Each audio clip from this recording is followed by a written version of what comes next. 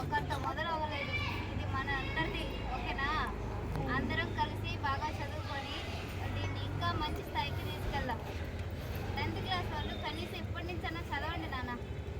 అదొక్కటే నా సైడ్ నుంచి ఒక చిన్న రిక్వెస్ట్ ఏంటంటే, ఫస్ట్ ట్యూషన్స్ రండి, తర్వాత మీరు చదవండి.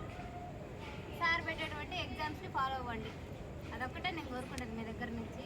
మిగతా అందరూ కూడా పర్లేదు నాన్న, మంచిగా చదువుకుంటున్నారు, హ్యాపీగా ఉండండి.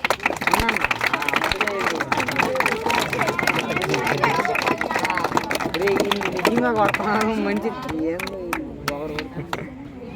Good evening sir. సార్ చెప్పేది ఏంటంటే, సార్ వచ్చి ఒక మనిషిని అంటే మామూలుగా స్కూల్లో ఎలా అంటే అందరూ ఉంటారు, వాళ్ళని వచ్చి ఎలా అందరినీ పట్టుకోవడం అది వేరు. ట్యూషన్ ఎలా అంటే ప్రతి మనిషికి అంటే ఇప్పుడు ఈ మనిషి అంటే వ్యక్తి బాగా ఎలా చదువుతాడు సార్ అని బాగా క్యాలిక్యులేట్ చేస్తాడు. దాని పరంగా మీరు అనుకుంటారు, కానీ లాస్ట్ నేను 3 years నుంచి వస్తున్నాను. 3 yearsలో సారు ఫస్ట్ టాప్ 3 తీస్తాడు 10th ఫైనల్లో. ఆ టాప్ 3 వస్తారు తప్ప వాటికి అటు ఇటు చేంజ్ కాదు. టాప్ 3 మాత్రం తర్వాత పక్కన పెట్టిన టాప్ 3 మాత్రం కరెక్ట్గా అంచనా వేస్తారు. ఆ విధంగా అంచనా ఈసారి ఏంటంటే కొంచెం అటు ఇటు అవుతుంది.